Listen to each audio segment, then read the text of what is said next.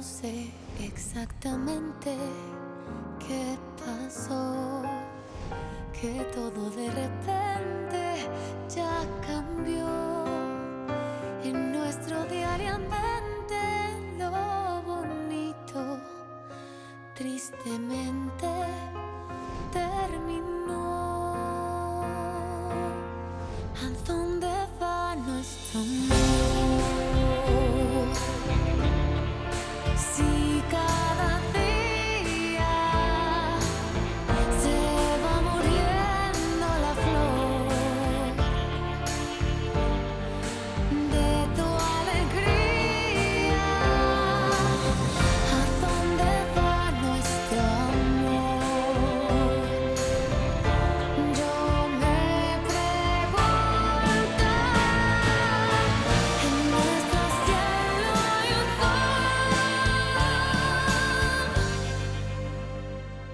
en agonía.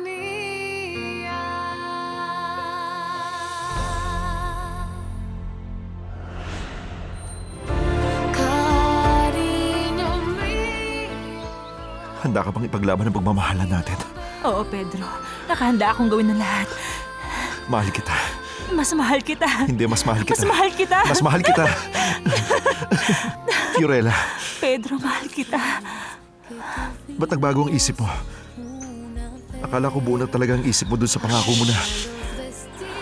Tama ka. Alam kong mali ang pagbalik ko ron. Pero Pedro, narealize ko na mas mahalaga ka ron. Dahil ang pagmamahalan natin ang pinakamahalaga sa Siyempre lahat. naman.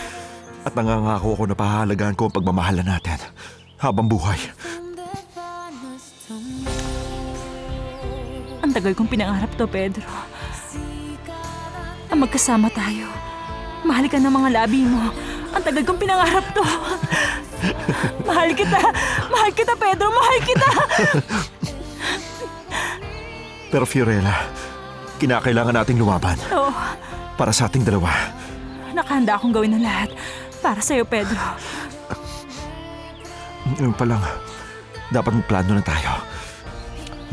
Oo, Huwag mong kalilimutan na maraming pagsubok ang dadaanan ng pag-ibig natin.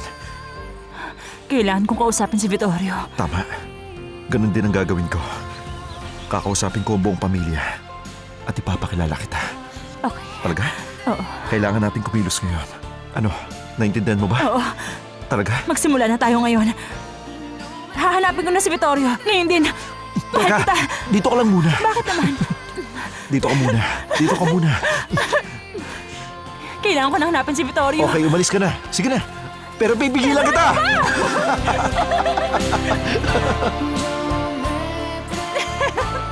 Okay, panalo ka na.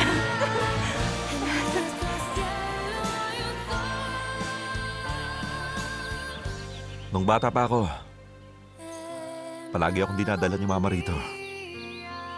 Nasaan na siya ngayon? Bata pa lang ako nung mamatay siya. At iniwan kami ng papa ko. Ano ang ikinamatay niya? May psychological condition kasi ang mama ko. Ayoko na sana pag-usapan yun pero dahil mahalaga ka sa akin, kaya ikukwento ko sa'yo. Ang mama ko, malungkot ang buhay niya. Meron siyang iniinom na gamot para kumalma siya at malimutan ang mga problema niya. Kaya medyo na-addict siya. At isang araw na sobrahan siya ng inumat. Dinala namin siya sa ospital. Pero huli na. Hanggang ngayon, hindi namin alam kung aksidente yun o nag-suicide ba siya. Pero mas gusto kong isipin na hindi siya nagpakamatay. Dahil hindi niya magagawa yun. Tama. Naniniwala akong aksidente lang yun.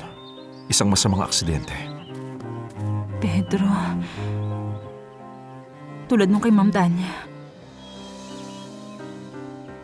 Patawarin mo ako.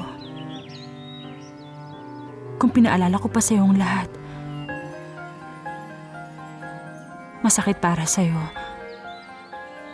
ang alalahanin ng mga nangyari sa mama mo. Sorry, Pedro. Hindi mo kailangan mag-sorry. Isa pa, gusto ko malaman mo ang lahat ng bagay tungkol sa akin. Naiintindihan ko ang nararamdaman mo.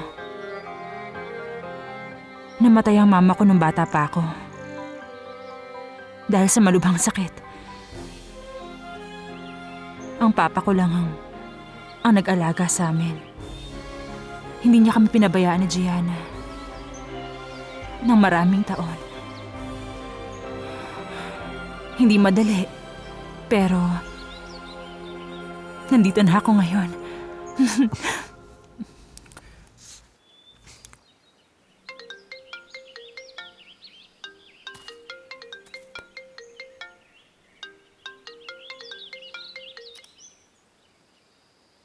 Ano po yun, Lola? Nasaan ka ngayon, Apo? Naglilibot lang po ako sa paligid ng rancho.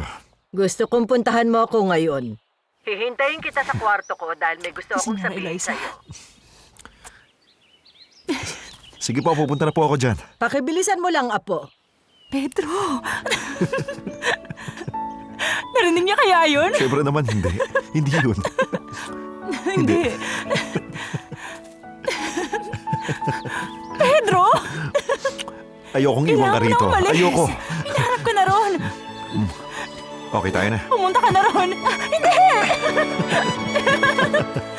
Senyora Eloisa, sinubukan ko na pero wala na talagang pag-asang maging kami ulit. Nagalit siya sa akin nung nalaman niyang ginamit ko yung recipe ng mama niya. Baka hindi kasi masarap ang pagkaluto mo, Iha. Bigla na lang siya nagalit sa akin. Ewan ko. Pabayaan mo na. Dahil meron na akong naisip na bagong plano. At siguradong magtatagumpay na tayo ngayon. Anong meron? Wala naman. Sabihin mo na sa akin, Ate Fiorella. May kakaiba sa iyo eh. Nag-usap kami ni Pedro. At nagkasundo na kami na ituloy ang relasyon namin. Talaga? Gianna! Kailangan muna namin isikreto ang relasyon namin sa lahat ng tao rito. Pero tandaan mo, tayong dalawa lang ang dapat na makaalam nito. Sikreto lang natin to, maliwanag. Wala kang dapat ipag-alala sa akin, Ate Fiorella. Mabuti naman at ipinaglaban niyang nararamdaman niya sa'yo. At masaya ako na magkarelasyon na kayong dalawa ngayon. Para makalimutan mo na yung pangako mo na pakasalan si Don Vittorio. Si Vittorio. Hindi ko alam kung paano ko sasabihin sa kanya tungkol dito. Sabihin mo na lang sa kanyang totoo. Yun ang pinakamadaling paraan. Hindi Mukhang pwedeng- masaya yata kayong dalawa dyan. Dapat siguro kayo na lagi ang nagtatalop ng patatas. Ay, pakiusap, Aling Joaquina. Ayoko po. Oo, kayong dalawa. Narinig mo siya, Gianna? Tayong dalawa raw. Ay, Nandito na sina Sergio at Julieta dahil umuwi na sila rito. At dito na ulit siya titira habang nagpapagaling. Mabuti naman at nakalabas na si Julieta sa ospital. Eh syempre, ako rin, Apo. Kaya naman naisipan ko na dapat gumawa tayo ng welcome party para kay Julieta para naman matuwa siya sa Tama po pagbabalik kayo. niya. Maganda po yung naiisip niyo, Lola. Mabutit na gustuhan mong ideya ko, Apo, dahil gusto kong tumulong ka sa paghahanda ng party para kay Julieta. Pero, Lola, ano po ang gusto niyong gawin ko sa party? Gusto ko na tulungan mo si Aitana na magluto ng pagkain para sa party ni Julieta. Pero, Napapayag ko na si Aitana. gusto ko po ang naisip niyo. Katulad lang ng dati, Pedro. teka lang po, Lola. Pasensya na po pero hindi ko matutulungan sa Itana. Dahil marami po akong dapat natapusin na trabaho. Kaya kailangan kong... Nakikiusap ako sa iyo, Apo. Dahil importante na maramdaman ni Julieta na welcome siya dito sa bahay natin. Kaya gusto ko na magka-party. Isa pa, gusto kong tulungan natin siyang kalimutan yung nangyaring aksidente. Oo, alam ko po yun, Lola. Maliwanag ba? Pedro. Opo, naintindihan ko po, Lola Eloisa. Ay, sige na. Ang gusto ko lang naman ay magtulungan tayong lahat para sa paghahanda doon sa party para kay Julieta. Para maramdaman niyang masaya tayong lahat sa pagbabalik niya dito. Mahirap bang hinihiling ko? Paig na po ako. Mabuti naman kung ganon, Apo ko. Makakaasa po kayo. Magtulungan kayo ni Aitana. Ibinigay ko na sa kanya ang gusto kong ipaluto. Kung ganun, Oo, kung yun po ang gusto nyo, wala akong lusot. oo, yun talaga ang gusto ko. Ay, pwede bang huwag kang sumimangot, Pedro? O, ayan. Dahan-dahan, ha? Yan, sige. Maupo ka. Oo. Okay ka lang ba? Oo, maraming salamat, seryo. Yan. Sigurado ka? Oo, seryo. Siguro, hindi pa ako sanay sa ilaw dito. Sigurado akong maraming matutuwa sa iyong pagbabalik rito. Maliban kay Fiorella. Ay, huwag mo nga sabihin yan.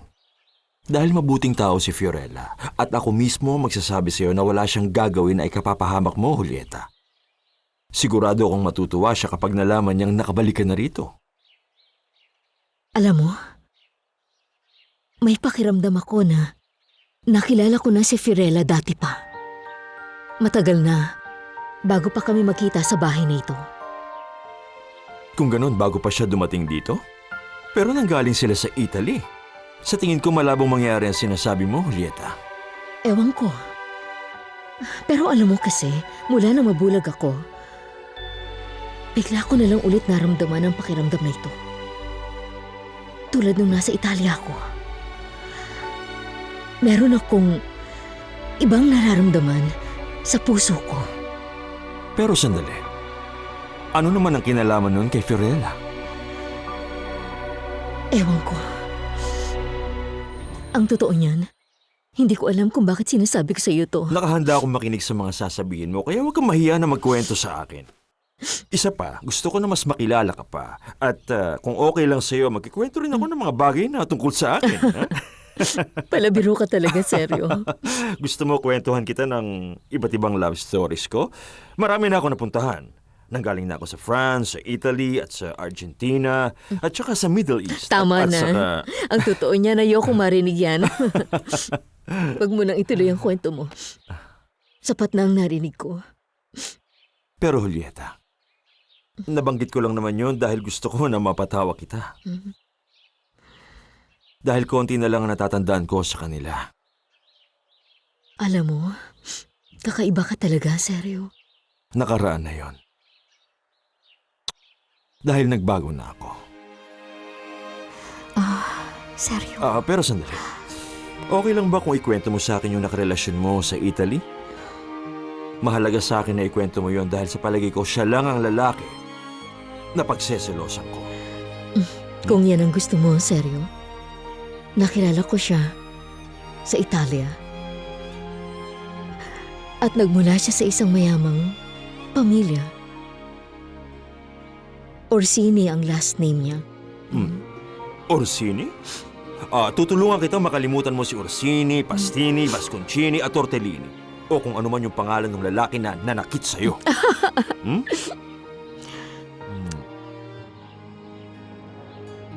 Pero alam mo, seryo, dapat tayong dalawa. Kaya nakikiusap ako sa iyo na wala nang ibang dapat na makaalam ng tungkol dito. Pero bakit, Julieta? Unang-una, kailangan ko muna ayusin ang divorce proceedings ko kay Annibal. Pakiusap. Sige, Julieta. Makakaasa ka.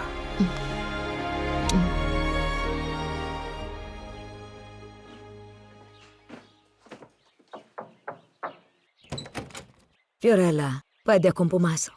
Opo, syempre alim mo, Kina. May papagawa ka ba sa akin? Wala, gusto ko lang mag-usap tayong dalawa. Narinig ko kasi yung sinabi mo kay Gianna kanina. At gusto kitang payuhan. Anong sinasabi niyo? Payo saan? Okay.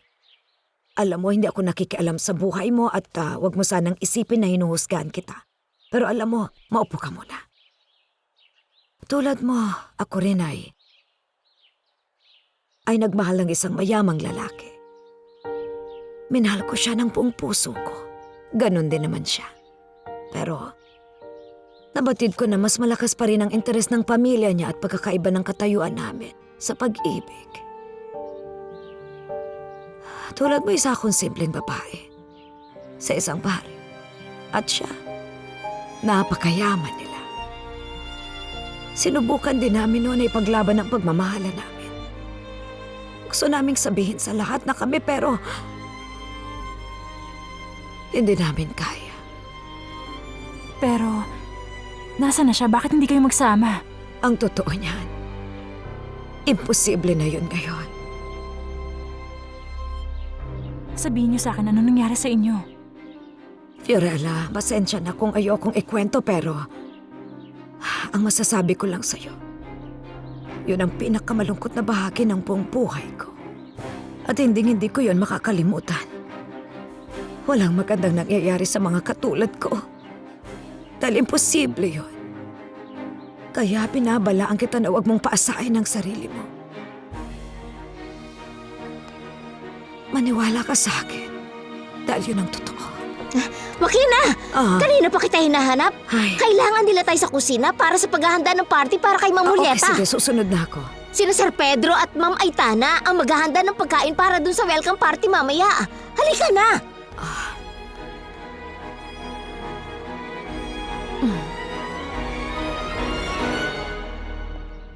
At bakit mo ako pinatigil dito? Ang tawag nila sa lugar na ito ay Rio Chico. Rio Chiquito. Nakakatawa, hindi ba? Hindi. Hindi dahil maganda dito. Gusto ko siya. Ano naman ang nagustuhan mo? May espesyal ba dito? Wala naman, ang pakiramdam ko lang kasi kakaiba siya. Para siyang lugar sa mga fairy tale. Seryoso ka ba dyan? Roxana, okay ka lang ba? Alam mo kasi may boyfriend ako dati na may big bike. At naglilibot kami sa iba't ibang mga lugar. Kaya siguro medyo pamilyar na ako sa lugar na to, Benito. Pero palagi akong pumupunta rito sa tuwing gusto ko ng katahimikan. Basta ganon. Baka naman meron ditong nakatagong isang high-class na club na mga VIP lang ang pinapapasok nila. Hindi, mali ka dyan. Alam mo, sa tingin ko kasi, tumira ako sa lugar na to ng past life ko. Ayun, tingnan mo, oh, may fountain. May fountain nga. Tama ka. Benito, huwag mong ipaalam sa iba na dinala kita rito. Siyempre naman. Okay, tayo na. Kiss muna bago tayo umalis. Asa ka?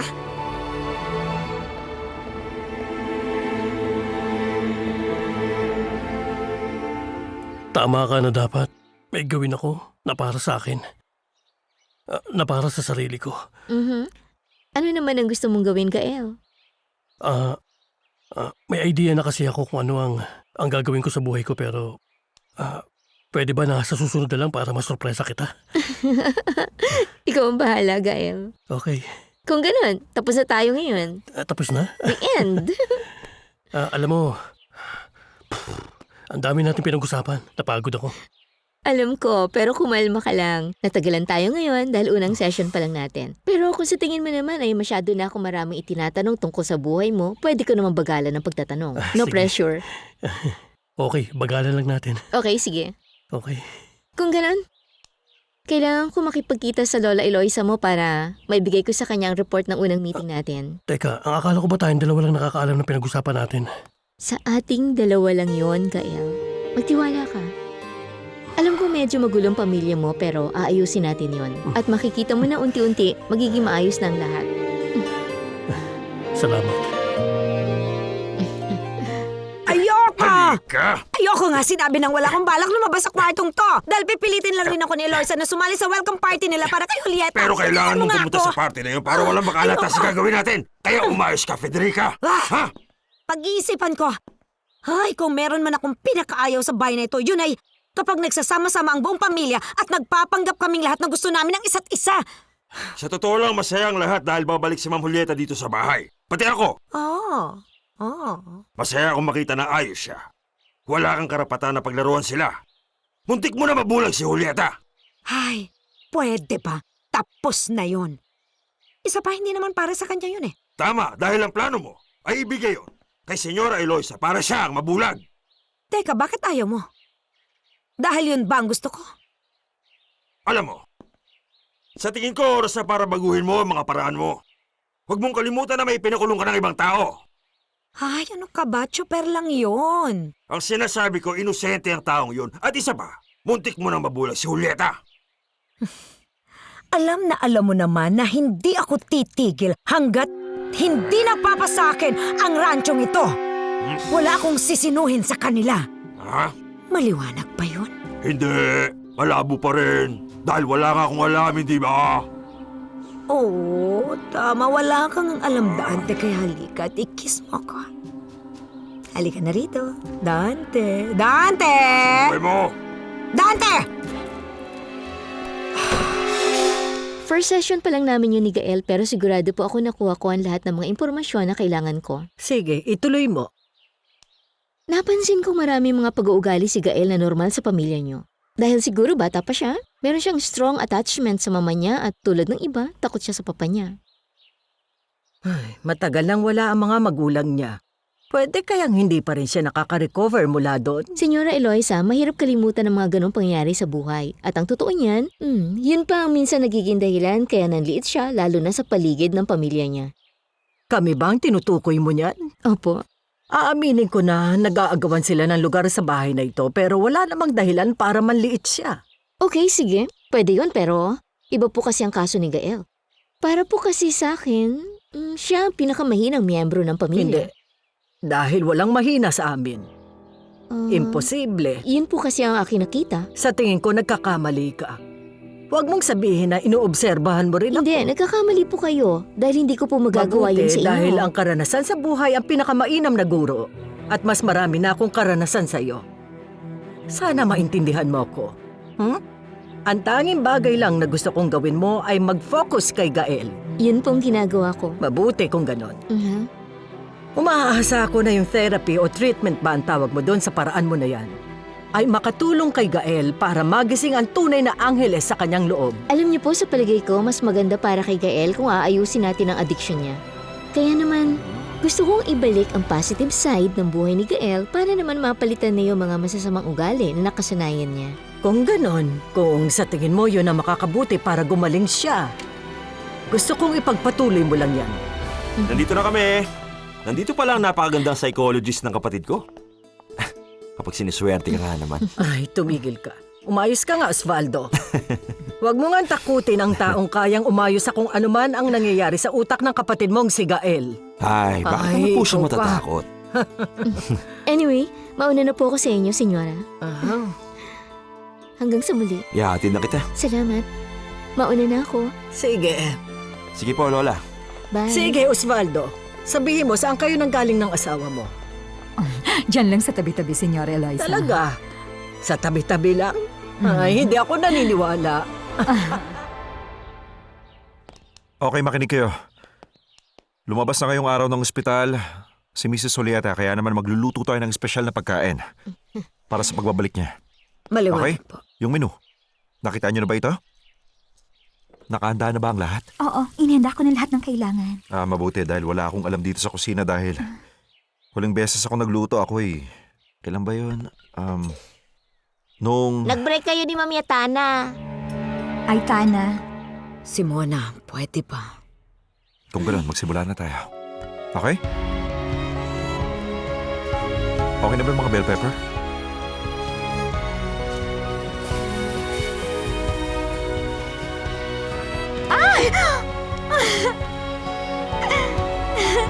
Nagulat ako dun,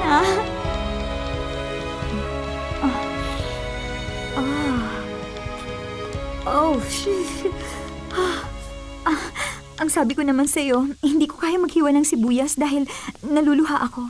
Hindi ka kasi nakikinig. Nakikinig ako.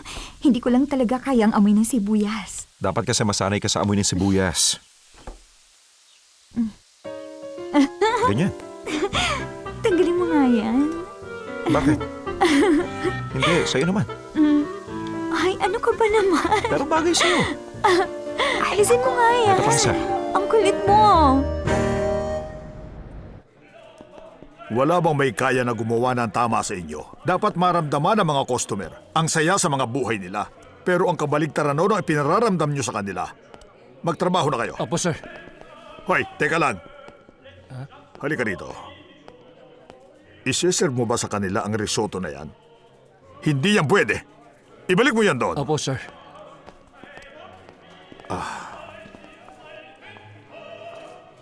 Vittorio, wag mong sabihin na mainit pa rin ang ulo mo dahil ayaw sumama sa'yo ng fiancé mo dito. Sabi ko naman sa'yo, masyado pa siyang bata para ma-appreciate ang mga tulad mo. Hindi pa niya alam ang halaga ng isang lalaking katulad mo, Vittorio.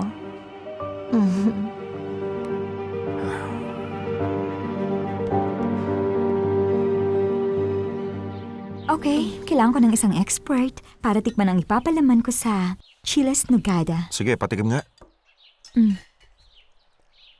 Eto, tikman mo. Sa tingin ko, kulang sa... Konting asukal at asin. Sasabihin ko pa lang. Siyempre, ikaw lang naman kasi nakakaintindi sa akin sa Okay. lahat ng bagay. Siguro. Pero sa tingin ko, si Lola lang ang... Babalik ako. Sandali lang. O, sige po.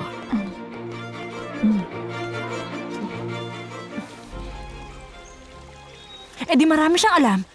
Siya nang magaling. Siya na lahat.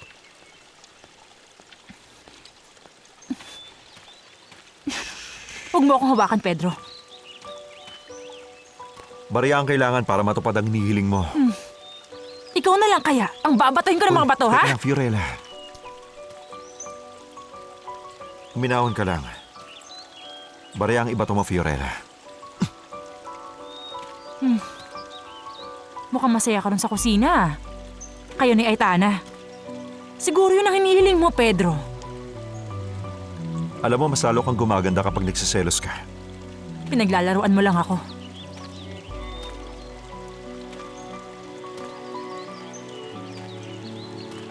Maliwanag na sa akin.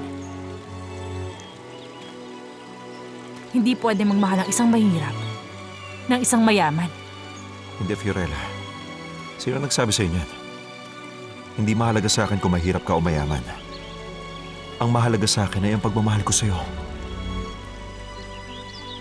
Pero iba ako sa kanya, Pedro. Ibang-iba ako. Hindi ako marunong magluto ng chiles sugada. At ng kung ano pang pagkain na alam niya.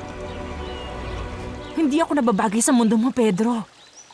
Pero para sa akin, ikaw ang taong gusto kong makasama habang buhay.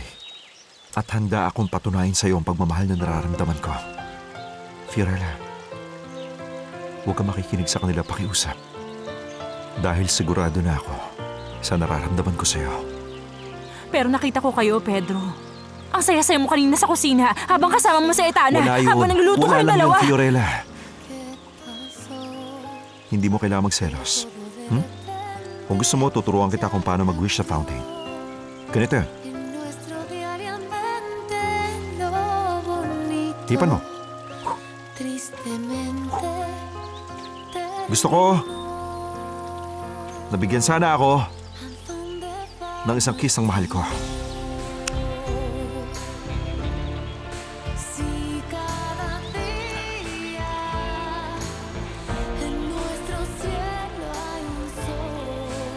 Matutupad po.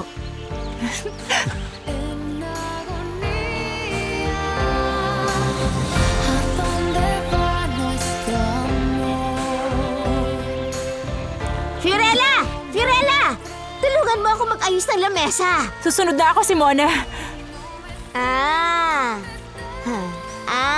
Pero bilisan mo. Ay, ano ba, Simona?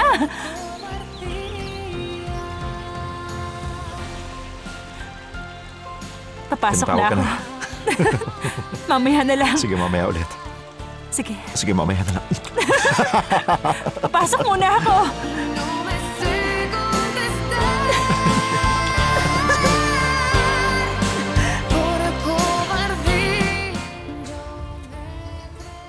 Habang naghihintay tayo, gusto kong mag-toast tayo para sa magandang araw na Tama. ito. Uminom tayo. Tulungan ko na po kayo, senyora. Andyan na si Mama. Salamat, Fiorella. Wala po yun. Hello, Mama. Hello. Masasabi kong espesyal ang inihanda ni Aitana para sa atin ngayon, Mama. Siyempre naman. Eto na po, Sorry kung senyora. naabala ko ang pag-uusap niyo pero Eloisa, gusto kitang pasalamatan. Maraming salamat sa paghahanda ng welcome party nito para sa akin. Ito lang ang magagawa ko para suklian ang katapangan at lakas ng loob na pinakita mo sa amin. Dahil alam kong hindi madali ang pinagdaanan mo. Kung ganon, gusto kong kunin ang pagkakataon para humingi ng tawad kay Fiorella dahil sa ginawa ko sa kanya. Fiorella, inaamin kong mali ako sa pagbintang sa'yo. Hindi ko intensyon na mapunta ka sa kulungan para sa isang bagay na hindi mo ginawa. Wala po yun, Ma'am Julieta. Normal lang po ang reaksyon niyo. Siyempre naman. Dahil hindi kayo masyadong nagkakasundo bago pa mangyari ang insidente, kaya naman normal lang na pagbintangan ka ni Julieta sa malagim na nangyari sa mga mata niya. Diba? Nagkamali ako. Kaya patawad, Fiorella. Pero gusto ko na tandaan ninyo na maayos na ang lahat ngayon at yun lang ang importante. Ha? Tama ka. At masaya ako dahil unti-unti na akong gumagaling. At nagpapasalamat ako dahil nakulong na ang may sala. Kaya uminom tayo. Cheers! At isa pa, mag-toast tayo para sa napakasarap na pagkain na inihanda para sa atin na Aitana ngayon. Ay, hindi lang naman ako yun, Senyor Eloisa, dahil may isa pang tao na tumulong sa akin. Hindi totoo yun. Dahil naghiwala ako ng sibuyas, yun lang. Kahit na... Hindi, salamat sa Ay. mga. Fiorella, anong problema? Bakit ginagalaw mong upuan ko? Pasensya na, Senyora Eloisa. Sige. Nadali ko lang po, pero okay na po ba kayo? Ay, hindi, Yan, okay na Fiorella. po ba? Ay, tigilan mo yan. Fiorella, Okay ano ba? na ako, Tama na yan. pero... Ay, Julieta, masaya ako dahil sa wakas pinayagan ka na ng doktor na makalabas ng ospital. Hindi ko alam na malapit ka pala sa kanya. Hindi naman kami ganun ka-close, pero normal lang naman siguro na mag-alala ko para sa kanya. Siyempre, maraming salamat. At ngayong nakalabas na ng ospital si Julieta, napakahalaga na bantayan natin siya. At alagaan. Dahil sensitive pa ang mga mata niya, kaya dapat maging mas maingat tayo. Tama, sensitive pa nga. Salamat. Tama ka dyan, seryo. Sa tingin ko, kailangan ni na Julieta at Gael ng espesyal na atensyon ng lahat ng tao dito sa bahay natin. Tama. Ano nga pala sinabi ng psychologist? Sa tingin ko hindi siya ganun kagaling. Sino bang nag-recommend sa kanya? Ako. Kaibigan ko siya, pero isa siyang magaling na psychologist. Sigurado ako matutulungan niya si Gael. At Tama. maganda siya, hindi ba? Hindi. Oo. Okay, sabi mo. Oh, excuse me, magbabanyo lang ako. Excuse me, sir. Gusto ko si Pedro ang una makatikim ng specialty ko. Sige. Dali, tikman mo na. Huwag mong hayaang umakyat ang matandang yun sa kwarto niya. Gawin mo ang lahat para pigilan siya, okay? Sige.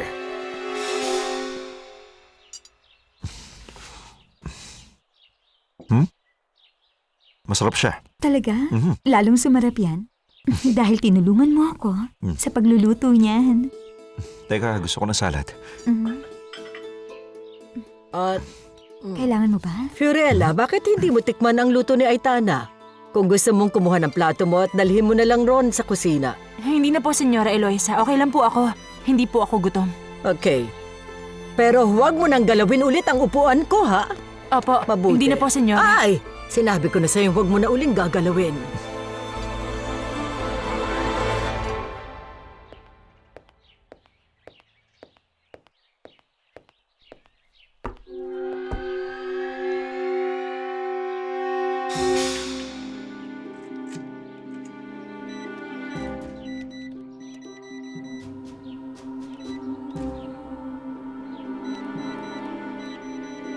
Ay, naku.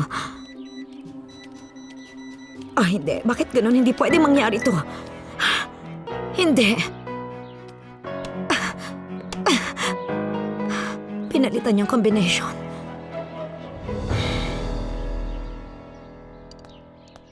Nilagyan ko ng saffron yung kanin, pero konti lang naman. Aha. Ay, kaya pala parang may masarap na lasa na nakahalo doon sa kanin na ito. Hindi ko na may tatanggi na magaling ka talaga sa pagluluto. Ay, salamat, Senyora Eloisa. Natutunan ko ang mga recipe na yan sa isang school doon sa Catalunya. Alam mo, Aitana, tama ang mama ko. Punong-puno ka ng sorpresa. Ay, syempre naman. Pwede bang pakasalan mo ako? Ano masasabi mo? Pwede na ba akong mag-asawa? Okay ka lang ba? Okay lang po ako. Natuyo lang po ang lalamunan ko. Uminom ka ng Ay, tubig. makakatulong yan. Hindi.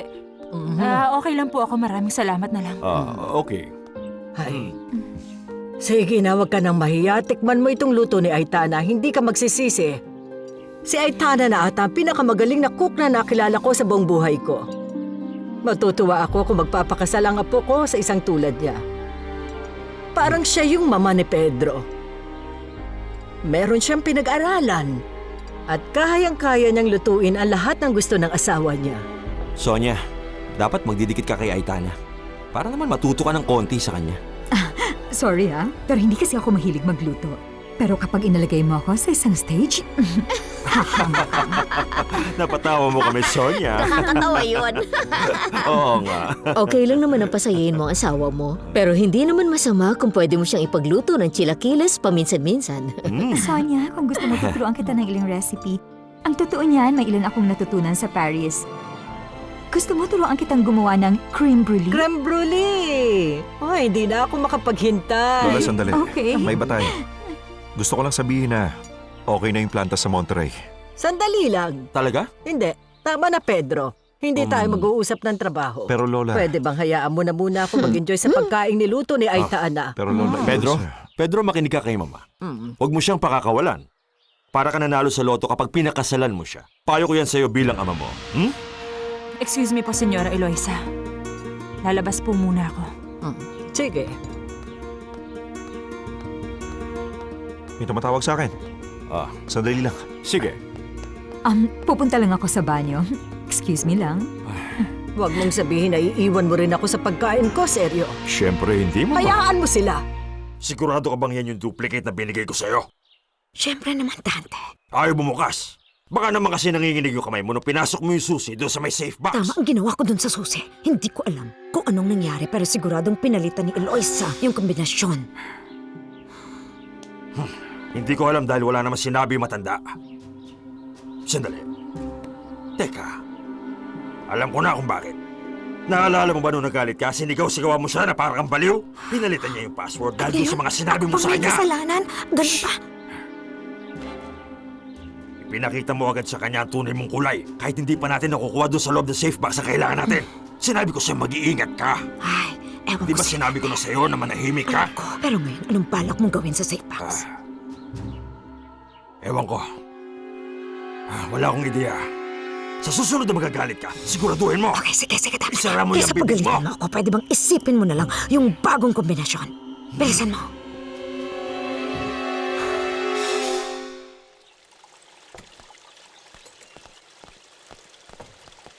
Fiorella, sandali lang.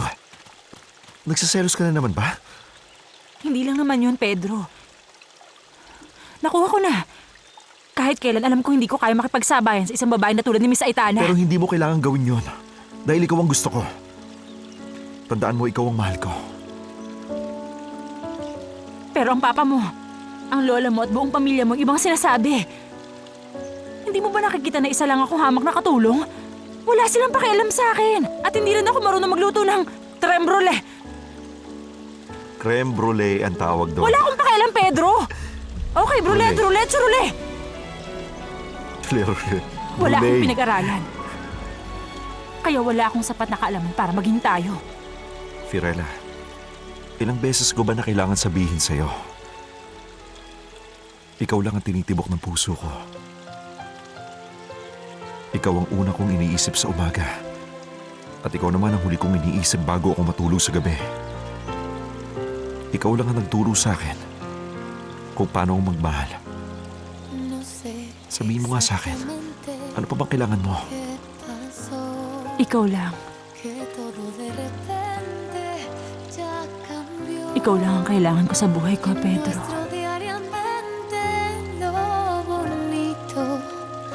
Tristemente terminó. ¿A dónde va nuestro amor?